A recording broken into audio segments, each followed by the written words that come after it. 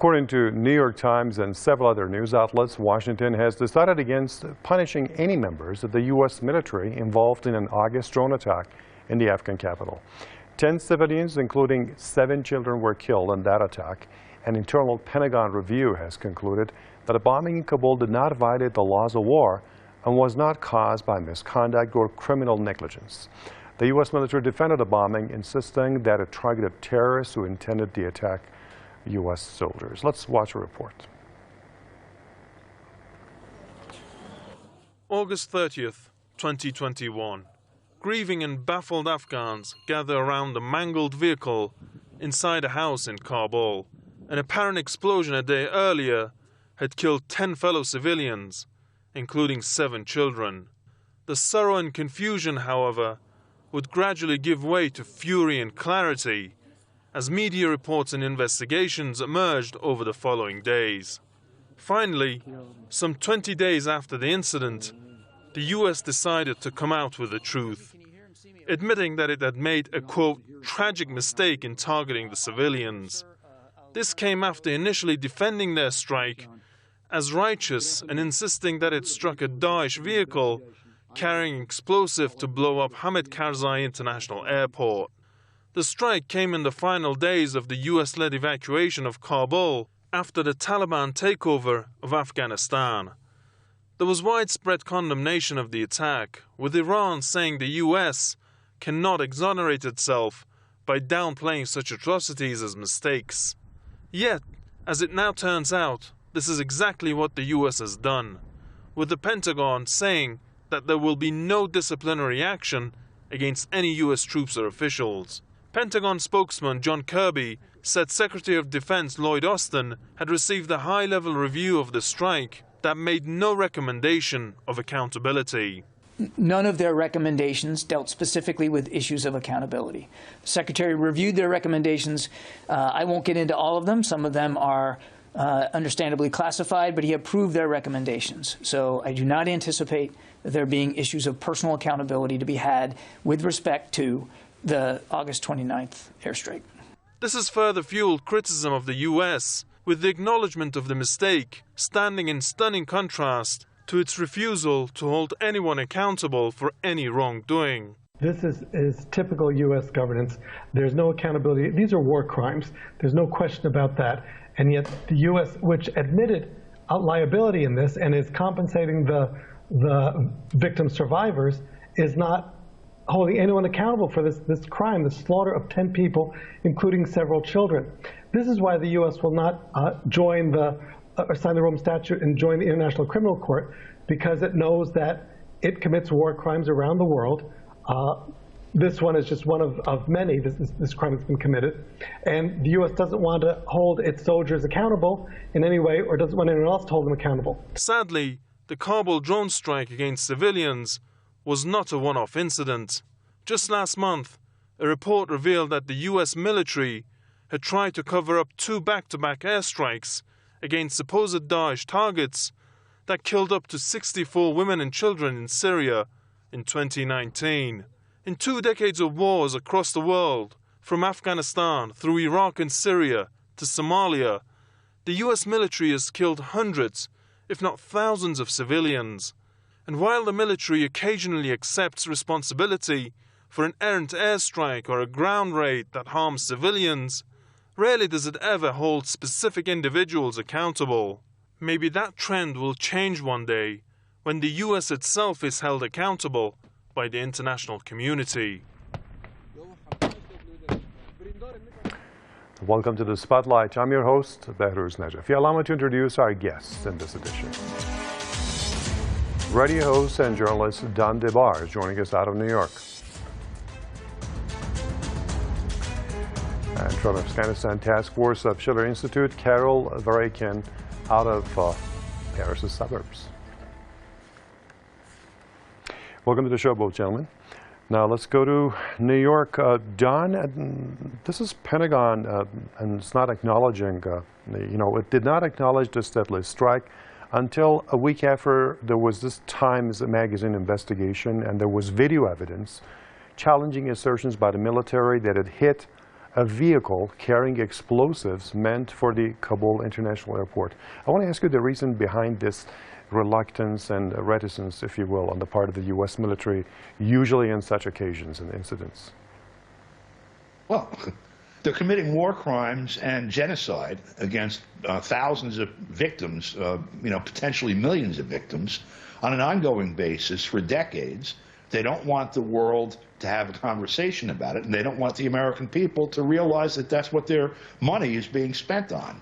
And so the only people that are ever punished in these cases are the whistleblowers. For example, Julian Assange. For example, Manning. For example, John Kiriakou, etc. The people who expose these incidents end up being the ones that are prosecuted, and those that are responsible for them, from the President of the United States, who authorizes them, to the Joint Chiefs of Staff, and then to the military commanders, down to the person sitting in a closet somewhere in upstate New York who thinks they're playing a video game in terms of how much threat they're under.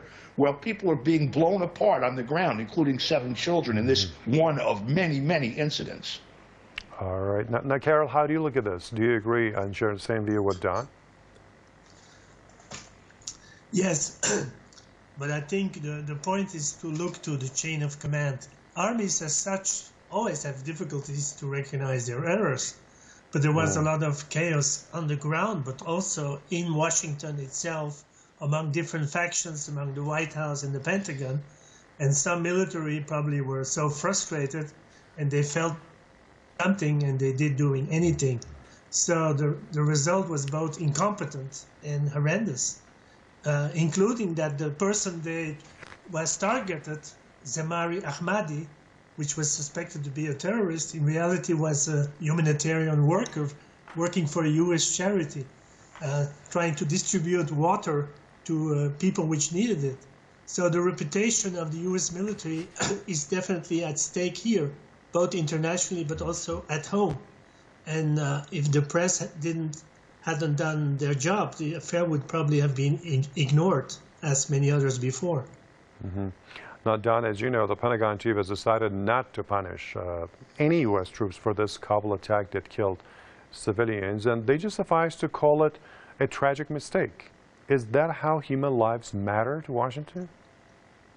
Well, it's not a mistake, because the very presence of U.S. troops in Afghanistan is a violation of international law. So any death that flows from that, whether justified under U.S. excuses or not, is an individual war crime. See, the problem is not that this one wasn't a terrorist and instead was a civilian.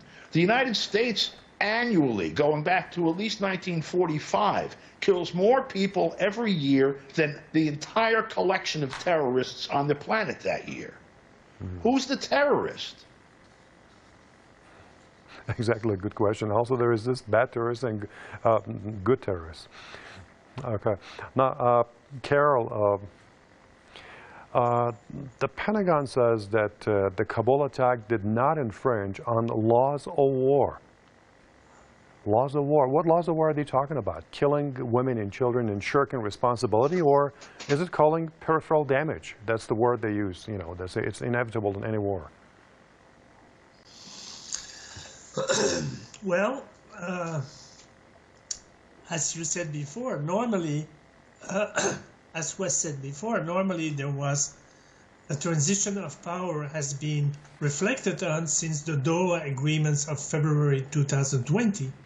And some in Washington, they might have thought that this should become a bloodbath, a disaster they could then blame on somebody, on their opponents. So there was confusion on the stage, and which only was multiplying the dangers. Now, I think the only way to honestly repair this evil policy would be to immediately release the $9.5 billion of assets of the Afghan Central Bank. We don't need excuses and condolences. You know, we need a policy to rebuild this entire region by mutual win-win cooperation, not by we can put somebody in jail and we should completely drop this lunatic so-called precision drone strikes, which is completely incompetent. Mm-hmm. All right, Don, this seems to be common practice for the U.S. I mean, the way they did it, isn't it? I mean, drones or troops kill people in the course of operations against shadow enemies like Al-Qaeda or Daesh or ISIS. Civilians are killed, not only in Afghanistan, we have the same cases in Iraq and Syria and Somalia.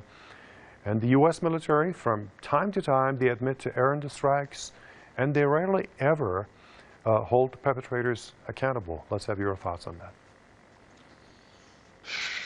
I mean, the mode that was used in this case publicly after this particular strike was exposed, and you're going to see a prosecution probably of whoever leaked it to the Times or whoever at some point. But the mode that they used tells all. Okay, the people that are involved in the incident normally, if you're accused of committing murder, in essence, an illegal killing, a felony under the military code of justice, you're entitled to a proceeding with what's called the court member panel, which is like a jury. Right. Okay, there's objective fact finders instead of the decision coming down from on high. That, when they said that they would not face trial, that meant that the outcome was not going to have those hands in it. It was going to be decided by a much more powerful and smaller set. So they kicked it into an administrative proceeding, essentially, where the determination is made by the people at the top. So when they decided that that's how it was going to happen, they already decided that either, and one possibility was they were going to use the operator as a scapegoat instead of holding the people responsible for putting that person at the controls of those weapons which were illegally used to murder someone. And instead they were going to decide, who it would be, but not them. The actual responsibility in the chain of command goes to those at the top who made the policy decisions and then gave the orders to implement them that resulted in these deaths, which occurred by military action not authorized by the United Nations Security Council, which means it is illegal under international and U.S. law. And consequently, someone should be prosecuted for those murders.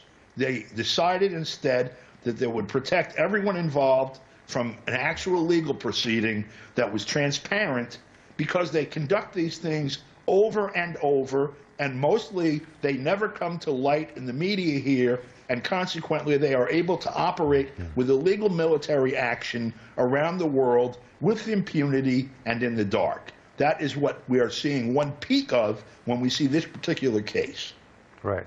And Carol, as Don is saying, I mean, you have this top military brass that Don believes that they are the people actually who decide. In this case, in the Afghan case, the top military brass decided that, well, that was a mistake. They apologized, but they're not going to punish any U.S. Military member or serviceman for whatever they did. They simply apologize for it. Okay, now, who should hold these top military brass who decide if they've done anything wrong or that was natural and it happens in any war? Well, the final tribunal is the conscience of the world population. And what's happening with these, if you go back in history, this is completely a degeneration of military warfare, because over the last 20 years, the U.S. has privatized military operations. They want less regular army on the ground, boots on the ground. So they put in these private military corporations, which are mercenaries. So part of the drone strikes and the people operating them has been outsourced to private military companies such as Blackwater and other consorts. Now we know since the 15th century, Machiavelli warned everybody that soldier of fortune, it's the worst thing you can do. So this is completely illegal and opposite to the U.S. Constitution. So we can have international tribunals, but we should especially mobilize the American population to clean up their own country, and because these people should be judged as traitors, including towards the U.S. Constitution, which is completely opposed to what's going on right now. All right. Don, there was also this investigation by the Times that revealed a top secret American strike cell launched tens of thousands of bombs and missiles against Daesh in Syria. But in the process, the commandos sidestepped safeguards and repeatedly killed civilians. And it's Afghanistan, this is Syria now. And again, Where's accountability? Well, I'll start with the fact that, in fact, the U.S. war in Syria is not a U.S. war against Daesh. It's a U.S. war against Syria. And Daesh, in essence, are the ground troops coordinated with the American airstrikes and other military actions. Before the U.S. decided Assad had to go, there was no Daesh.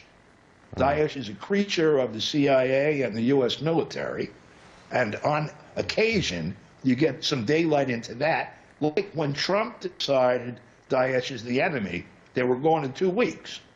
And suddenly they come back with Biden. I don't know if he drove them there or what. So if we're looking at what's going on in Syria for some daylight on this whole thing, what's going on in Syria is U.S. impunity. They've decided they don't like the government there. They're going to change it. They've been working on that now for 10 years. There have been millions of people displaced, hundreds of thousands killed. No one is accountable for that. Again, this is a resolution that was voted down affirmatively in the United Nations Security Council several times. And until Daesh came on the scene, there was no enabling political cause for U.S. military action there. Now, military action has been conducted out in the open, more or less, for almost 10 years. Right. And Carol, speaking of Daesh or ISIS, we also have these U.S. drone attacks and targeted killings and extrajudicial killings. The instance of which is the Iranian top commander, General Soleimani, who was at the vanguard of the fight against Daesh in Iraq. He helped the Iraqis get rid of Daesh. And he was targeted in a U.S. attack. So we also have these extrajudicial killings. We have condemnation from UN rapporteurs and all that. But on the ground, not much changes. And the U.S. is still going on with these drone attacks. Everywhere in the world they want to target whoever they want to simply take them out. Yes, the problem is that since the collapse of the Soviet Union in '91, some people got the crazy conviction that the United States, with British backing, was the only remaining superpower in the world, and therefore it can do whatever it likes without being accountable for anything. This is the type of arrogance of power which makes it blind to reality and to its own errors, and it's a symptom of its own doom. And the best people in Russia today dictate to the U.S. that the U.S. should not make the same error as they did when the Soviet system collapsed, which is the idea of impunity and arrogance of power. Now, John, as you know, the U.S. does not accord recognition to the International Criminal Court, ICC, nor to the International Court of Justice, ICJ. So which world body should hold Washington accountable for its wrongs? Well, first I'll add to that, by the way, when they decide that some party's interest in the world could be adjusted in favor of Washington's or the people that the politicians in Washington work for, then suddenly the International Court of Justice and the ICC are, valid international forum to have those things vetted. For example, the Philippines finding in the ICJ regarding South China Sea and the adverse claims in the area around Nicaragua and Colombia. The United States is hot or cold depending on what the outcome is in each forum. So you have to consider that they really are playing a game of hypocrisy. But to the answer, where do you go for that? Unfortunately, or perhaps fortunately, we'll see how it plays out. The only people that can hold the United States government and the powers that control it, because that's really where the enemy is, are the people of the United States and in solidarity with the people of the world. And the task becomes more and more urgent to deal with this every day as the body count climbs, as the scope of the activities increase, and as the arrogance and impunity of the people that are conducting these wars in the first place finds no limit. Carol, what do you think? If not international tribunals, so who can do what to stop this? Well, people should escape from their video games and their Netflix addictions. People should become real citizens And it's only because we are creating real citizens in most countries in the world, and especially in the United States, that we will be able to deal with this issue. This is like a cultural war, you know, to return to real civilization. It's not just a formal political problem. It's an entire paradigm which is completely rotten, and if we don't change the paradigm, we will not change the outcome, which or the type of events we're seeing right now. Okay, Don, we have 1 more minute if you have any final comments. I completely agree with what he just said, and if you need any evidence of that, look at your children or grandchildren, how much time they spend looking at a device that's telling them what's going on in the world instead of looking at and living in the actual material world. Right. And you'll see where the problem and the solution lies. Okay, thank you very much for your comments. We had a radio host and a journalist, Don Debar in New York, and from Afghanistan Task Force at the Schiller Institute, Carol Varakian joined us from the suburbs of Paris. And thank you for watching this edition of The Spotlight. I've been your host, Behruz Najafi, and I'll see you next time.